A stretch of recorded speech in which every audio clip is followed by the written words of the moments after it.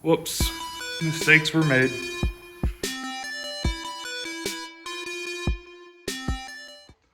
What is going on, everybody? Welcome back to the channel. I am Josh.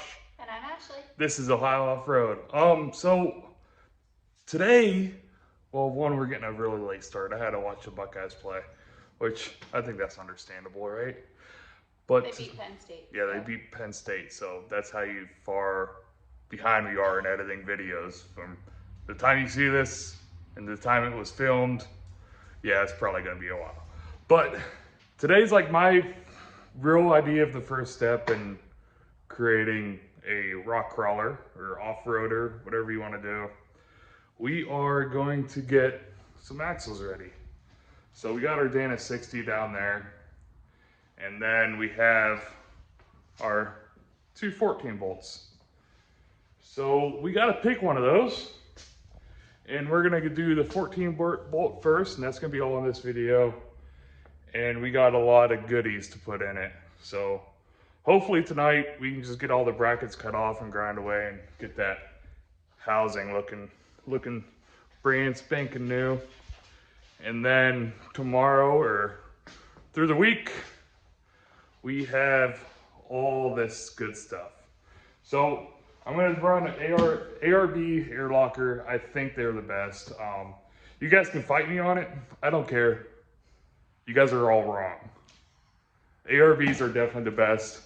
They just have leaking problems that everybody knows about. So if you're okay going in your Jeep and maintaining it and stuff like that for, oh, I don't know, once a year or twice a year to make sure all your seals are okay, get an ARB. You won't be disappointed. They lock up instantly and they are incredibly strong. But they are. And we haven't actually had to service them every single year. Yeah. I think we got 2 wheeling seasons out of the front, and we just changed the rear this year, and we've had it built for 3 years. So it's the nature of the beast, but they work. Right. So it's just part of it. Get good quality products, and we're putting the ARB in it. 538 gears. Well, I guess those are the gears. 538 gears, and our install kit, and we're using Barnes 4-wheel drive trusses on this stuff, and the only reason why I'm using Barnes is because they are significantly cheaper than Arctic, TMR, and all those ones. So like I said, I don't know if they're better. They were just like a couple $100 cheaper. So we got the Barnes stuff. When I tell people, what people ask me all the time is, oh, why did you select on the blue Jeep? We got Arctic Industries. They're like, why did I select those over any other brands? So when we did the blue Jeep and put the junkyards on it, I think it was like 2018. And at that time, there wasn't many kits out there for the JK for running junkyards. So I think Arctic was one of the only kits that were making it. And that's why I got Arctic. But for this thing, it really doesn't matter. Step 1, get what you can afford. Step 2 is get the ones with the least amount of welding. Because welding is time. Time is money. Time is money. All right, let's get building this. So Ashley just reminded me, I need to tell you guys what we're building besides just a rock crawler. So what we have is a fairly clean TJ frame and a pretty clean TJ tub back there. And then you guys probably seen it on the other videos. We have a red TJ that we're gonna strip parts off of and stuff to build this, and it'll be titled under the red Jeep and all that good stuff. But a couple of important things, we're not just building any TJ, okay? I love TJs, I absolutely love TJs. But what we're actually gonna do. You love 2 doors. Yeah, I love 2 doors. I'm a two-door guy. What we're gonna actually do is we're gonna cut it right here, extend it back 15 inches, and we're gonna make it an LJ. Because LJs are the best. You can fight me, I will die on that hill. LJs are the best Jeeps ever made. They're unicorns. Yep, absolute unicorns, only made for what, 3 years? 04, 05, 06. So we're gonna build an LJ, and I don't have enough money to go buy an LJ and then do all this stuff to it. So, because I think LJs are going for ridiculous amounts of money. Even like rotted out ones in Northeast Ohio are still going for $10, $11, $12,000. Where if I just get all these good parts and do a little bit of cutting, a little bit of welding, some body work. Lots of body work. Yeah, lots and lots of body work. So it's gonna be an interesting build for you guys. Hopefully, learning experience for us.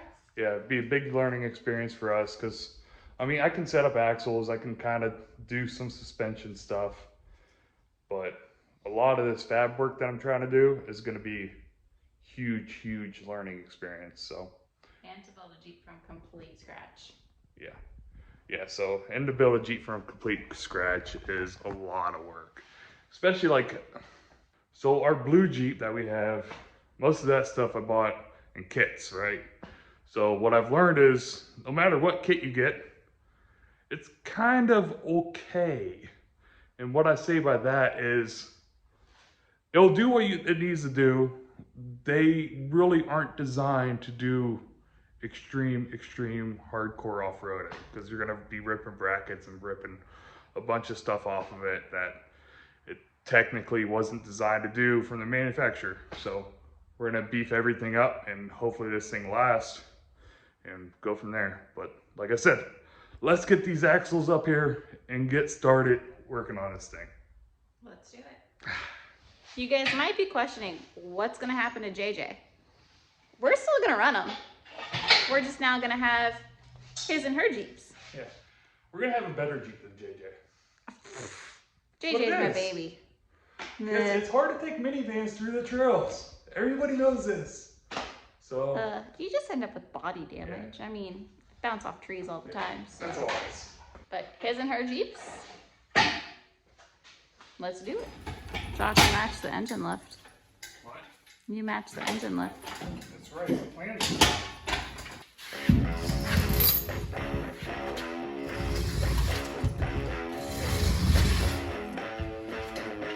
He-Man strength here.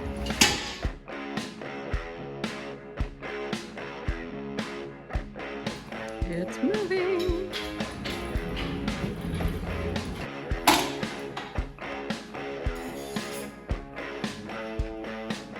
Alright, so we got the axle sitting up on our sawhorses, just so it's a lot easier to work on.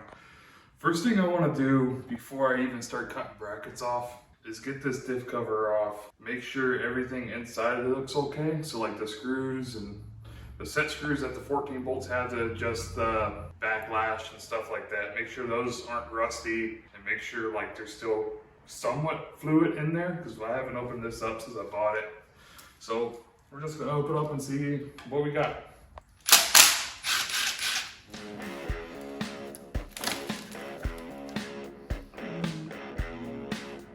Everything will be okay. Yeah, it does. Minus there's a whole bunch of metal in that thing. Yeah, that's okay. But so what I'm looking for is like really these retainers. I'm making sure all these are okay, and I'm making sure these rings here are okay, and I'm making sure the caps are okay. And right now everything looks fine. Yeah. Yeah, look at that. That sounds really nice actually. So this is definitely would have been really easy to go back in another truck. Everything spins really freely, but we got bigger plans for it. Everything here looks pretty dang good. So I think I'm gonna actually take the whole carrier section out and axle shafts and everything, and then it'll be easier to move on the sawhorses, and the sawhorses won't have to support that much weight, and then we'll get these brackets cut off. All right, so to get that center section out, we gotta take the axle shafts.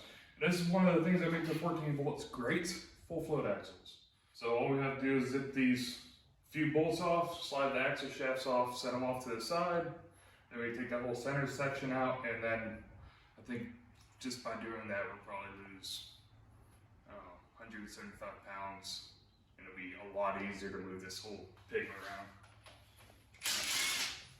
These are all loose because Jeff had to borrow the shafts a while ago for I think that would have been our first trip to Moab. Jeff, who's the guy with the big YJ you guys see on the camera all the time. Or Impulse Offroad. Yeah, Impulse Offroad. Or is it Impulse Manufacturing? I think it's Impulse_Offroad. I don't know. I'll figure it out. I'll put a note in there. Alright. There's your big old axle shaft. So 14 bolts or 30 splines. But it's not a Dana 30 spline. So I think a Dana 30 spline measures out like 1 3/8 inches diameter, and these measure out 1.5. So they are not a traditional 30 spline that you hear. So these would be technically like right in between like a 35 spline and a 40 spline, and they are beefy. I'll just set them down here next to the other stairs. We have a couple. Yeah, we got a 14 bolt problem. 14 bolts are your favorite. So the way these full float axles work is all the weight is on spindle or this hub. So the hub carries all the weight of the car, truck, whatever you want to call it. And because of that, all this is open. So all this fluid from the center all flows out and greases these bearings. And when you pull axle shafts out, there's always some fluid in those bearings or in that hub. So that's why they leak.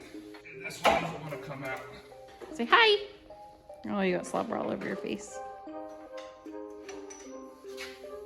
So that's the other side. So one thing to pay attention when you take these apart is, I always forget what side's the long side, but it looks like the passenger side is the long side. Yep, so there are two different lanes. I think one measures like 35, the other measures like 41 or something like that. But you guys will understand when you go put it in and it's too long or it's too short. All right, once we got those axles slid out, we just gotta take these little retainer clips off of it and loosen them. So just do that so they move around. And for this one, guys, you guys gotta mark your caps. They go specifically where they are and up and down. So left and right and up and down. So don't get them twisted. Don't put this side on that side. It'll cause some major problems when you're trying to set up your gears. All right, so right top. Clearly my paint marker doesn't want to work. LT, left top. Make this one a lot smoother in my head. Ta-da! Ta-da!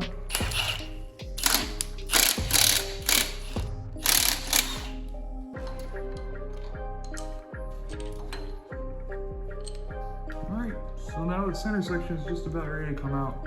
I'm going to loosen these screws so it's easier to pull it.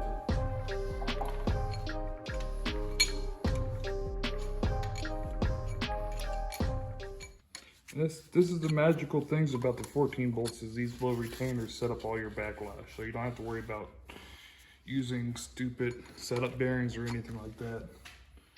You just get that as on. Yeah, any shims. Are you undoing the other side too, or no? Yeah, so I'm not gonna undo this side because I just want to hopefully just undo the one side. That way, when I go to put it back, we can have our starting point where this one was, and all I have to do is crank down that one side. Okie dokie. And there's the center section of the 14. Beefy. If I wish I had a Dana 30 sitting here so we can see the difference. Now I'm just gonna put the cover back on it, get everything cut off, and so it's a nice clean tube, so we can get everything welded on. So to prevent us from misplacing anything, put the caps back in. Put the caps back in so you don't lose them.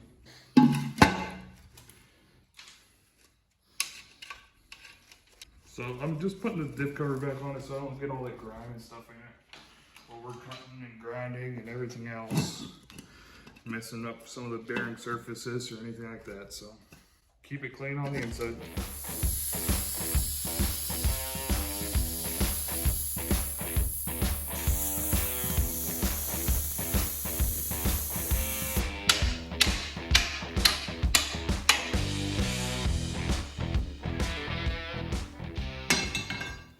Can I just say, Josh, can you look at me real quick? Huh. So these glasses that Josh is wearing reminds me of, I think it's Charlie and the Chocolate Factory, Oh, the Johnny yeah. Depp version of Willy Oh, Wonka. yeah. I like it. That's right. And you're wearing orange, so I feel like we should be going oompa, oompa. Oompy.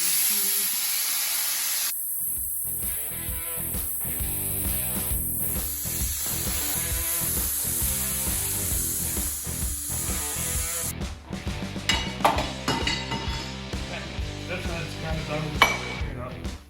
So Josh, what happened? Went a little overboard, cut the tube a little bit.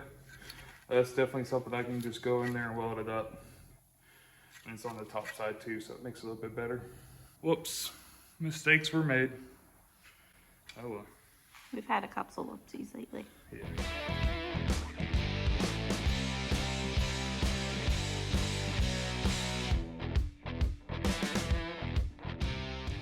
Alright, so we just got all the brackets cut off. Now I just have to go through with the grinder and grind them all down, make it look pretty.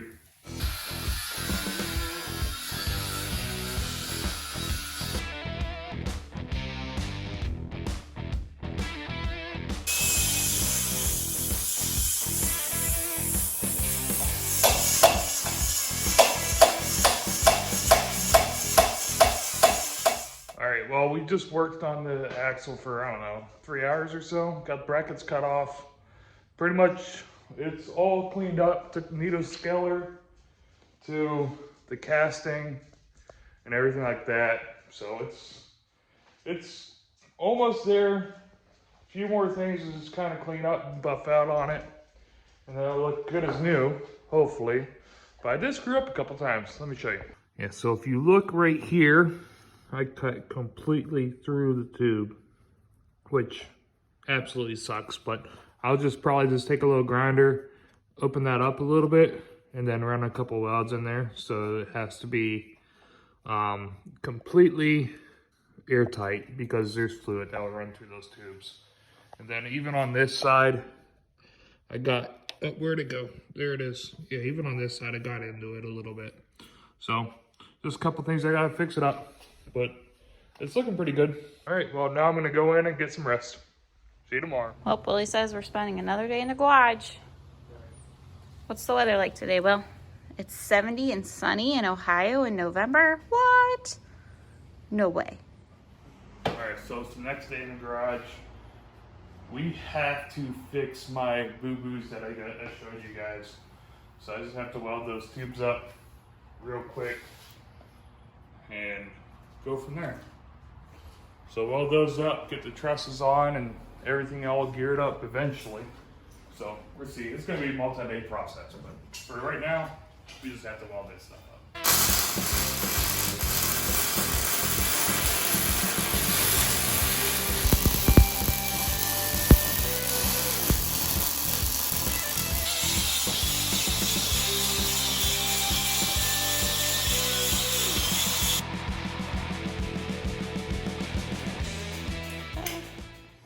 All right, so after 4 welds, There's a few.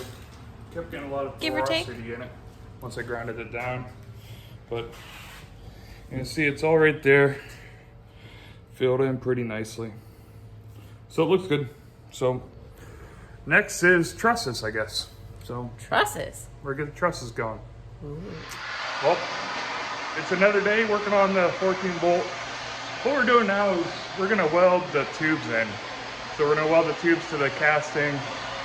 And right now just warming it up to 400, a little bit over 400. And then I'll run some welds on it. And then we'll do the other side and we're gonna go from there. But it's just a lot of work and then we'll get it wrapped and everything and go that route. So I'll put you guys on pedestal.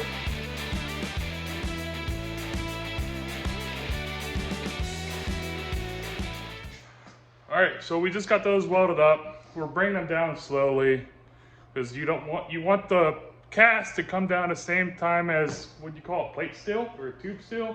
Yeah, mild steel, I guess. Yeah, mild steel. You want those to come down around the same temperature. So we're doing that. Don't make fun of my welds too bad. It's been a while since I welded it, but I'll show them to you guys, and you guys can let it rip in the comments and make fun of me, but be gentle. All right, let's go show you.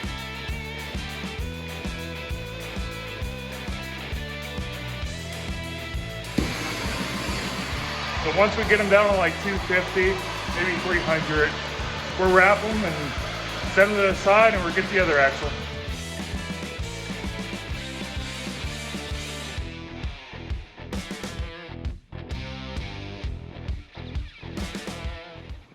All right, got the 14 bolt all wrapped up, put away.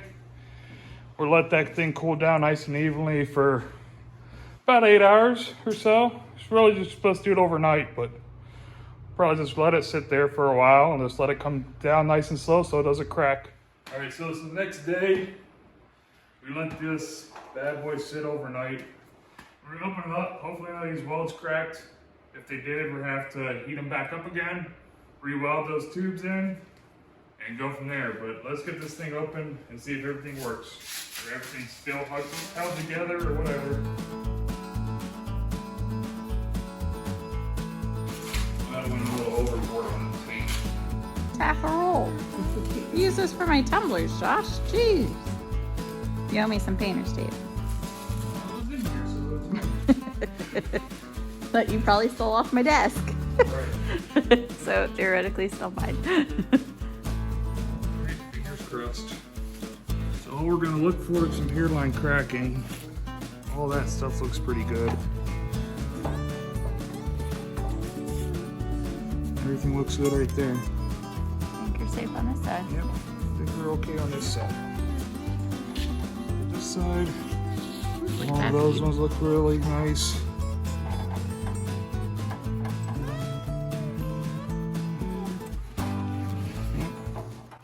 All right, I think we're good. The tubes are welded in, they didn't crack or anything. So all we're gonna do now is get the truss ready, slap the truss on, weld it all together, and then the 14 bolt is gonna be done for now. So I'm not gonna do gears and lockers anytime soon. It's gonna probably be like later in the build, because I wanna be able to take this and move it around really, really easy. And when you got an extra 200 pounds in gears, lockers, axle shafts, and all that stuff, it gets pretty hard to move around. Let's get it.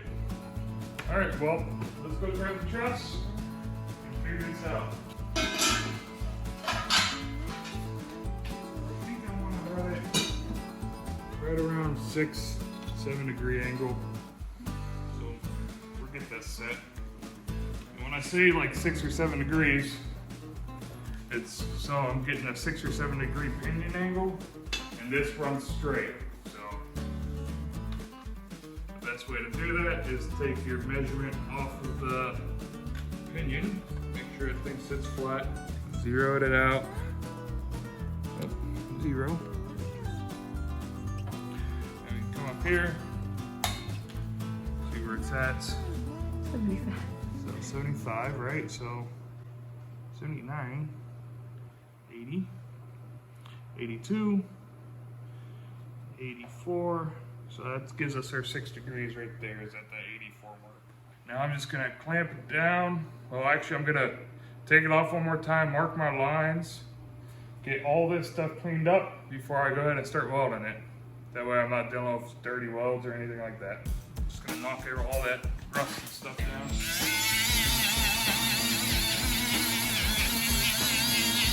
Rinse and repeat. Yep.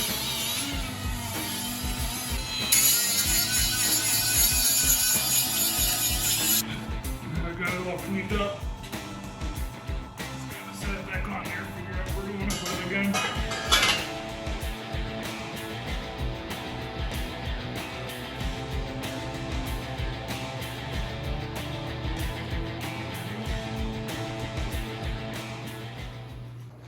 What you measuring now? Just making sure it's kind of centered on the axle. So, yeah, they're both right around 4 inches. Woohoo! So I think we should be good to go. So what I'm going to do first, all these verticals, I'll weld these verticals first, and then I'll weld it to the tube, because if I don't do the verticals first and I weld to the tubes, we have a better chance of warping them. And I don't want to do that because once these start to cool, they should really only pull either this way or that way, so in or out, but you just never know. I don't want it to pull up, and I don't want it to be completely held onto those tubes where it's going to pull up on those tubes. So we're going to roll all these verticals in.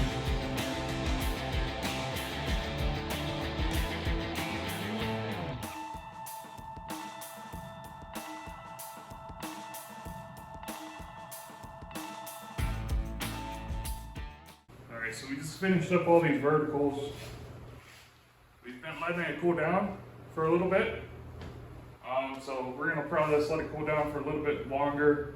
Make sure all the movement in the metal is done. And then we'll be welding the tubes up.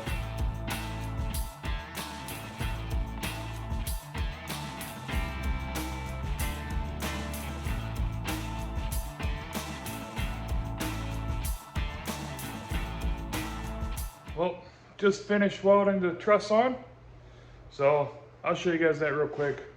Like I said, I'm not the best welder, but I know there's most of the welds, or all the welds, they should hold. But we'll show you guys so you guys make fun of me like the internet does.